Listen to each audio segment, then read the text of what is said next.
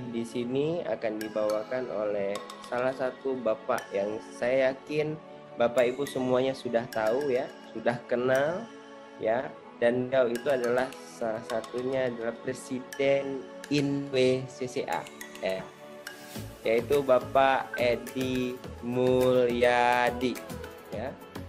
Bapak Edi Mulyadi adalah selain Presiden InWCCA, beliau adalah salah satu elektrostomaterapi ya di UGA Center atau lulusan UGA Center, di mana saat ini beliau sudah banyak sekali ya kita lihat kegiatannya, dan Bapak Ibu pastinya sangat merindukan beliau. Maka dari itu saya panggilkan Bapak Edi Mulyadi. Assalamualaikum Pak. Waalaikumsalam warahmatullahi wabarakatuh. Alhamdulillah. Bagaimana Pak kabarnya, sehat Pak? Alhamdulillah hadir. Aceh hadir, sampai ya? Papua hadir hari ini. Alhamdulillah. Semua pada hadir. Oke, Bapak, jadi kami semuanya ya udah hadir pada kesempatan siang hari ini, yaitu sangat ingin Pak kondisinya mendengarkan satu topik dari kalian, dan nanti Bapak bisa dan yang lain juga akan bisa memberikan pertanyaan yang cukup gamblang ya untuk Bapak Edi Mulyadi. Bapak, kegiatan ini kita lakukan selama 15 menit ke depan ya.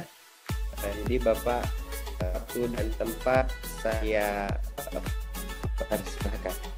Baik, suara saya jelas ya? Jelas Bapak. Baik, assalamualaikum warahmatullahi wabarakatuh. Waalaikumsalam. Selamat siang Bapak dan Ibu, saudara-saudara, sahabat.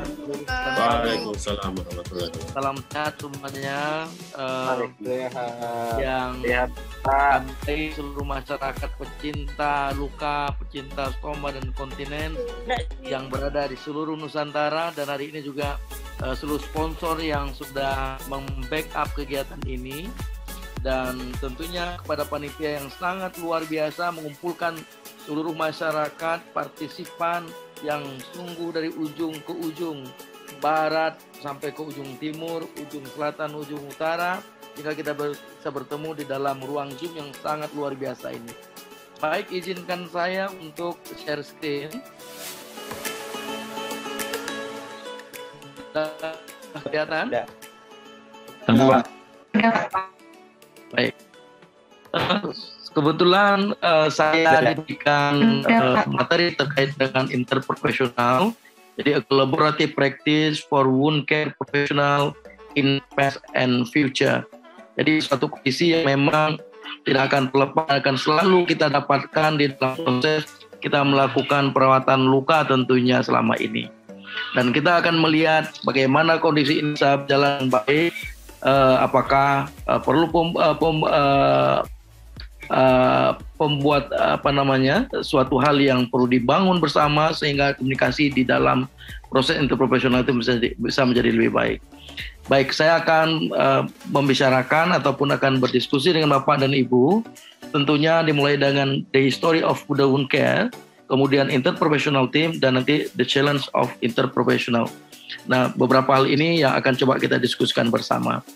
Tentunya melalui slide yang pertama, seperti yang saya sampaikan tadi, atau bagian yang pertama yang akan coba kita diskusikan adalah sebenarnya perawatan luka ini bukanlah hal yang baru ya di dunia. Bahkan pada saat manusia ini dari hidup zaman batu, dari goa ke goa, luka ini sudah dikenal dan sudah dilakukan proses perawatan. Nah, bagaimana cara merawat menggunakan mantra-mantra atau medis secara medis, kemudian dengan menggunakan ramuan, penggunaan ointment juga sudah digunakan, yaitu salep yang biasa dianggap bisa mengurangi luka tersebut. Bahkan sudah ada penata laksana secara sistemik dengan pendekatan melalui pengamatan yang dilakukan, sehingga bahkan metode surgery atau metode bedah juga sudah dilakukan. Tentunya ini pada saat zamannya Hippocrates dan Celsius, itu kurang lebih di tahun 460 Masehi itu sudah dilakukan. Tetapi kegiatan ini tidak berlangsung lama. Pada saat Romawi itu jatuh kembali, ya proses ini kembali lagi kepada nol. Kondisi di mana terjadi perawatan luka yang digunakan adalah perawatan luka yang sangat primitif, kembali ke penggunaan magic. Dan kondisi ini juga sampai saat ini masih kita rasakan dan kita lihat. Pas contoh pada pasien yang mengalami neuropati, mereka tidak mengetahui apa penyebabnya, lebih sering dan lebih cenderung kadang-kadang pasien kita itu mencari perawatan ke tempat yang bukan fasilitas kesehatan. Nah, kemudian beberapa negara, beberapa bangsa seperti Mesir kuno, ini juga mereka sudah mengenal tentang bagaimana melakukan perawatan luka yang bebas dengan infeksi.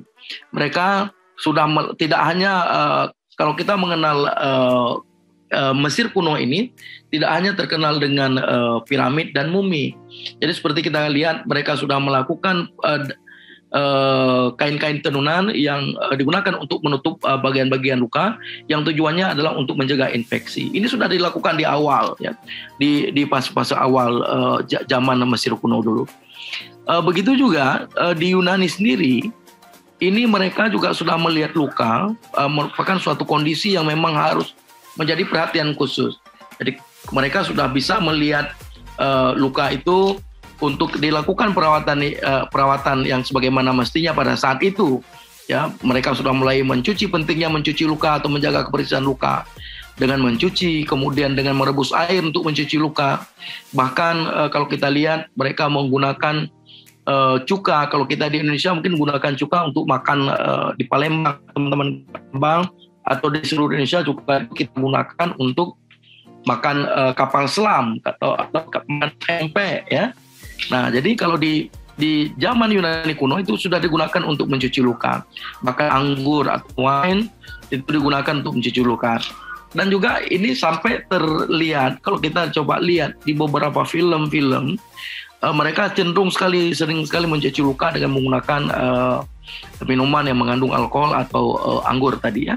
Nah, sehingga pada zaman Yunani ini juga sudah bisa melihat bagaimana ada perbedaan luka antara luka akut dan luka-luka yang tidak bisa disembuhkan atau luka-luka yang memang mengalami proses infeksi yang memanjang. Nah, jadi pada abad ke-20 lah, ya, pada saat inilah kita baru bisa merasakan bagaimana dahsyatnya perawatan luka melalui pendekatan modern wound healing dengan moist wound healing atau moist environment untuk lingkungan luka. Dan bahkan di dunia sudah diproduksi sekitar 5.000 produk wound care, 5.000 produk wound care yang sangat banyak sekali. Mungkin kita di Indonesia tidak sampai 5.000 produk ini yang masuk. Atau mungkin cuma 10%, ya, atau tidak sampai 20% dari jenis produk yang diproduksi di seluruh dunia. Nah, modern dressing ini yang saat ini sering kita kenal, ada alginat, misalnya ada foam, kemudian ada hidrofobik, ya. Dan bahkan sampai saat ini penggunaan barang-barang atau pengembangan keilmuan, mereka saat ini sudah mengembangkan rekayasa genetik atau rekayasa terhadap pengembangan jaringan-jaringan termasuk stem cell yang nanti akan digunakan untuk perawatan luka. Kemudian penggunaan adjunctive terapi di perawatan luka seperti negative pressure terapi, kemudian juga penggunaan hyperbaric oxygen terapi, ini juga dikombin untuk melakukan proses penanganan healing yang cepat. Nah, jadi kondisi ini juga bisa kita lihat dalam sebuah skema ini. Kalau kita coba buat di dalam sebuah diagram, diawali dengan proses yang sangat tradisional, yaitu merawat luka secara magic. Kalau kita katakan kalau Indonesia itu masih proses perdukunan, ya. Kalau kita bilang mungkin sudah masuk ke model ramuan-ramuan, ya. Kemudian juga ada penggunaan ointment tadi, kemudian operasi atau sedih pada yang seperti yang sudah kita penggunaannya. Bapak dan Ibu teman semuanya, dalam perawatan luka, karena luka ini juga membutuhkan perhatian yang sangat baik. Perawatan luka ini membutuhkan perhatian kita yang sangat fundamental. Jadi tak menganggap perawatan luka itu sebagai perawatan yang ala kadar, karena membutuhkan waktu yang panjang, kemudian memiliki komplikasi yang sangat banyak,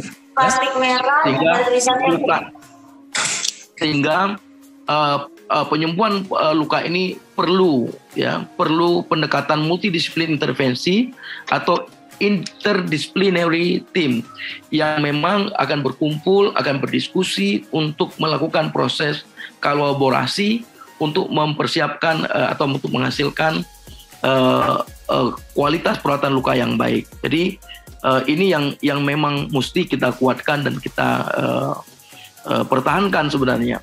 Walaupun kita tahu sampai saat ini di Indonesia sendiri bahwa kolaborasi antar tim kesehatan ini masih sangat minim atau tidak terjadi dengan kebutuhan yang sangat permanen kalau kita lihat. Tentunya tidak hanya di bidang luka, di bidang yang lain juga seperti itu. Karena berdasarkan literatur studi yang kita lakukan, berdasarkan beberapa penelitian yang sudah dikembangkan, bahwa proses interprofessional collaboration di Indonesia ini masih memang membutuhkan perhatian yang khusus. Nah, jadi sebenarnya apa sih interprofessional collaboration atau yang dikenal dengan atau yang disingkat dengan IPC, ya. Jadi IPC ini merupakan hubungan antara beberapa orang, ya, yang memiliki latar belakang profesionalitas yang berbeda-beda, kemudian yang berkumpul untuk bekerja sama untuk mencari jalan keluar, untuk menyelesaikan persoalan-persoalan dan memberikan peningkatan servis kepada pasien. Nah, jadi kalau kita melihat sebuah kondisi interpersonal collaboration ini menjadi sebuah kesatuan yang disatukan untuk menyelesaikan satu persoalan bersama dengan kualitas penyelesaian yang lebih baik sebenarnya. Nah, jadi kalau kita lihat di dalam skema ini, dalam sebuah persoalan interprofessional collaboration ini bisa kita lakukan. Tentunya di sini harus saling mengembangkan leadership, kepemimpinan di antara tim profesional. Jadi tidak hanya satu tim yang menjadi leader, masing-masing punya leadernya. Kemudian semua leader ini bisa bekerja sama untuk menyelesaikan persoalan atau faktor-faktor yang terjadi pada perawatan luka tadi. Ya. Kemudian pengembangan keilmuan, scientificnya atau saintisnya ini juga harus dikembangkan. Masing-masing profesi ini juga harus mengejar ketersetaraan, ya, ketersetaraan dalam artian memiliki kualitas kemampuan keilmuan yang sama walaupun backgroundnya berbeda, sehingga pada saat berkolaborasi ini akan bisa saling mendukung dan saling memberikan penjelasan yang bisa kita kuatkan. Kemudian pembidangan yang kita lakukan tentunya di bidang kesehatan yang memang bisa untuk saling menyusun dan saling menyelesaikan persoalan-persoalan yang terjadi. Termasuk juga bagaimana membangun kemampuan informasi tentang bioteknologi yang bisa digunakan untuk khususnya misalnya di bidang perawatan luka dan menyelesaikan persoalan-persoalan yang terjadi pada saat perawatan luka. Tentunya kembali sampai saat ini kalau kita lihat bagaimana interprofesional di Indonesia yang memang tidak terlalu bisa lebih baik kalau kita lihat sampai saat ini. Nah, padahal WHO itu sendiri, ya, organisasi Health Organization atau organisasi kesehatan dunia itu memandang sangat penting manajemen dengan mengedepankan pendekatan interprofesionalitas, ya, atau interprofessional team. Jadi WHO ini menganggap ini menjadi sangat penting, yang menjadi satu kesatuan yang memang harus diikat dengan kuat, ya. Kenapa? Karena dengan adanya interprofessional approach atau interprofessional team tadi, ini akan meningkatkan kualitas penyembuhan pasien, akan meningkat kualitas penyembuhan. Dan akan terjadi penurunan kembalinya terjadi komplikasi-komplikasi. Jadi kalau misalnya intervention ini dilakukan, jadi proses lebih cepat, kemudian bebannya bisa diturunkan. Jadi ini menjadi satu hal yang terpenting yang bisa kita ingat di dalam interprofesional. Dengan adanya tim interprofesional, kalau kita ingat siapa sih sebenarnya interprofesional ini? Profesional ini tim kesehatan itu ada itu sudah katakan ada 14 profesi kesehatan yang memang diakui oleh pemerintah kita, sehingga ini bisa menjadi sebuah tim yang kuat untuk melakukan pendekatan services kepada pasien yang tentunya khususnya kepada pasien dengan kebutuhan perawatan luka untuk mencapai penyembuhan yang lebih cepat dan lebih terukur, sehingga proses kekambuhan juga bisa dikurangi. Nah, jangan sampai lagi misal saat ini pada saat kita merawat pasien, kondisi misalnya ada pasien yang mengalami nyeri, ya, pada saat bagaimana apabila kita belum mampu melakukan misalnya kolaborasi secara mandiri, intervensi secara mandiri maksud saya melalui pendekatan non farmakologi, berarti kita butuhkan penanganan nyeri dengan farmakologi. Jangan sampai perawat memberikan obat-obat kalau misalnya masih ada tim atau tenaga kesehatan yang lain yang bisa dihubungi. Itu nanti akan menyalahi prosedur yang harus kita lakukan contohnya. Jadi disinilah perlu hubungan timbal balik atau hubungan keterikatan dengan profesi-profesi yang lain. Dan kondisi ini juga sangat menguntungkan bagi pasien, khususnya untuk proses penyembuhan luka tadi. Nah, kemudian seperti kita katakan tadi, sebenarnya bagaimana kondisi di Indonesia? Ya. Nah, kondisi di Indonesia sendiri, seperti saya katakan, ini tidak terjadi secara baik, ya, masih terjadi komunikasi yang buruk atau tidak baik. Nah, jadi permasalahan ini, ketidakharmonisannya interprofesional di Indonesia ini masih terjadi diakibatkan oleh komunikasi yang tidak bagus atau komunikasi yang masih perlu diperbaiki, ya. Kemudian juga tingkat keilmuan yang sangat bervariasi, ya, ini juga menjadi permasalahan di Indonesia sebenarnya. Jadi beberapa literatur atau tinjauan studi yang dilakukan itu masih mendapatkan komunikasi yang buruk baik di tempat-tempat pelayanan kesehatan yang terjadi di Indonesia. Nah, ini menjadi perhatian khusus atau perhatian para pengambil kebijakan untuk melakukan perbaikan. Makanya sampai saat ini baik itu tim akreditasi atau tim mutu di rumah sakit atau di tempat pelayanan kesehatan itu sudah ada pola komunikasi seperti SPAR yang digunakan sehingga semua profesi bisa melakukan komunikasi secara efektif, kemudian secara singkat, cepat, sehingga semua profesi yang lain juga bisa membaca. Nah, ini salah satu yang terjadi.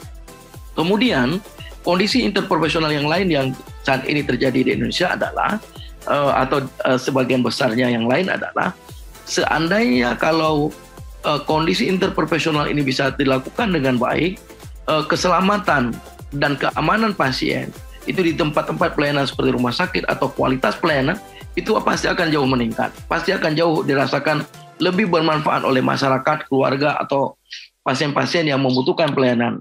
Nah, tetapi kembali lagi seperti kita katakan, karena ada perbedaan jarak atau ada gap, ya, ada gap informasi, kemudian ada gap edukasi, tingkat pendidikan tadi, ini juga menjadi bermuara kepada komunikasi yang tidak bagus. Nah, hal-hal ini juga semakin diperkuat dengan misalnya kurang baiknya hubungan antara perawat dan misalnya tim kesehatan seperti dokter, ya, dan melakukan kolaborasi terutama di perawatan luka. Ini juga akan berdampak terhadap lamanya proses penyembuhan, ya, butuh waktu yang panjang bagi pasien untuk proses penyembuhan luka. Jadi ini beberapa hal yang memang masih perlu menjadi perhatian kita di Indonesia.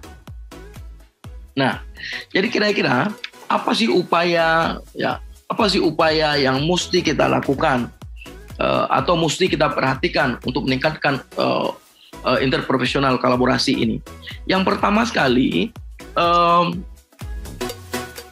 ada upaya, memang dari WHO sendiri sudah ada upaya. Kemudian beberapa lembaga atau asosiasi pendidikan ya di Indonesia ini dari tahun 2011 sudah melakukan yang namanya APA ya, Interprofessional Education. Yaitu bagaimana mengumpulkan mahasiswa dari berbagai lintas program di dalam proses pembelajaran bersama ya, misalnya di pelajaran-pelajaran terkait misalnya tentang anatomi, jadi dokter ikut belajar bersama, ada nurse juga, kemudian ada analis, kemudian juga misalnya ada farmasis di situ yang belajar anatomi secara bersama-sama. Nah, jadi diharapkan hubungan komunikasi antar lintas program studi ini akan terbangun mulai dari tahap mereka melakukan mereka melakukan aktivitas kuliah. Jadi sudah mulai terbangun.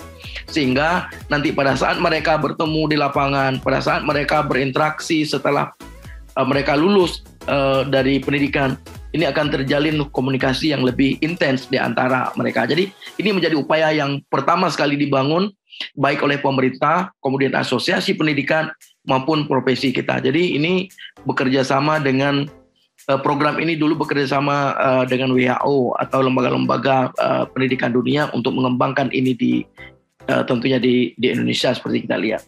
Nah, jadi ini kita dorong, kita dukung supaya lintas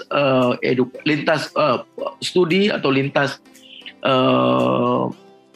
keilmuan bisa bersatu untuk membangun kolaborasi semenjak melaksanakan pendidikan di bangku kuliahnya.